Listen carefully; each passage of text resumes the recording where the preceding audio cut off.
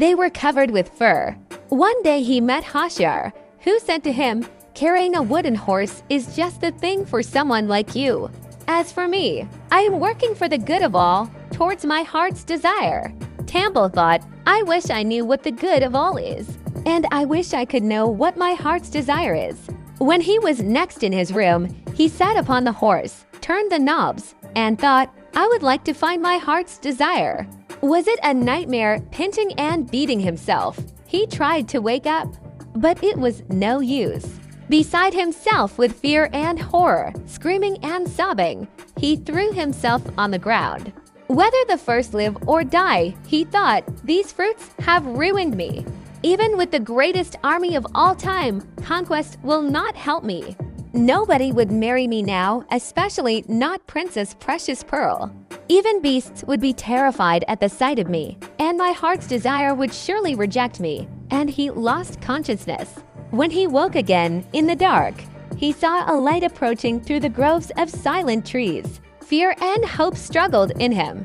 As the light came closer, he saw that it was a lamp enclosed in a brilliant star-like shape.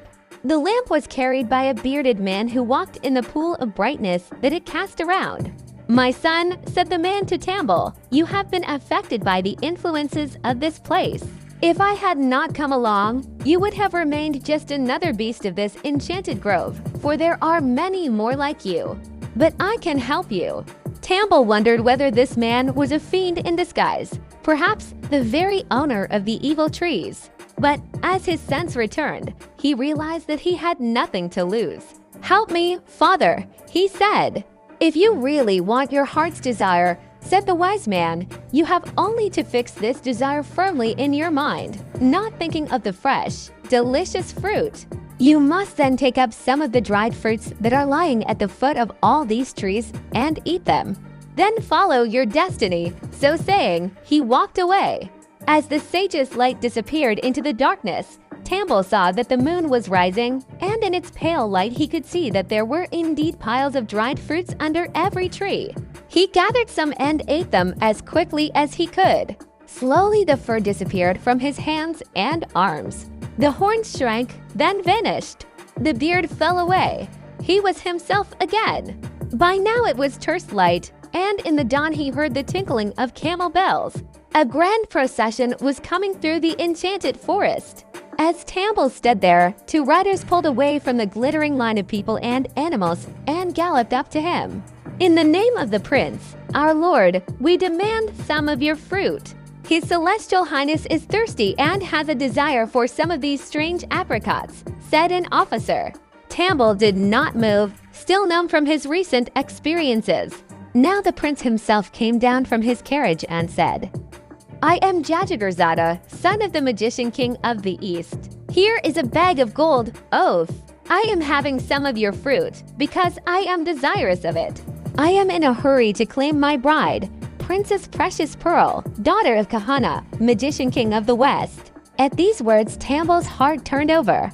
But realizing that this must be the destiny which the sage had told him to follow, he offered the prince as much of the fruit as he could eat.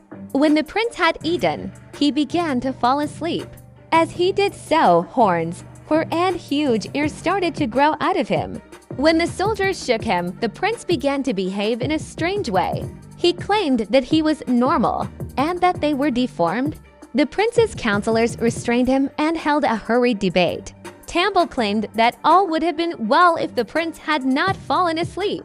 Finally, it was decided to put Tamble in the carriage and have him play the part of the prince. The horned Jajigarzada was tied to a horse with a veil thrown over his face, disguised as a servant woman. "He may recover his wits eventually," said the counselors, "and, in any case, he is still our prince. Tamble shall marry the girl. Then, as soon as possible, we shall carry them all back to our own country for our king to solve the problem." Tamble, biding his time and following his destiny, agreed to his own part in the masquerade. When the party arrived at the capital of the West, the king himself came out to meet them, and Tamble was taken to the princess as her bridegroom.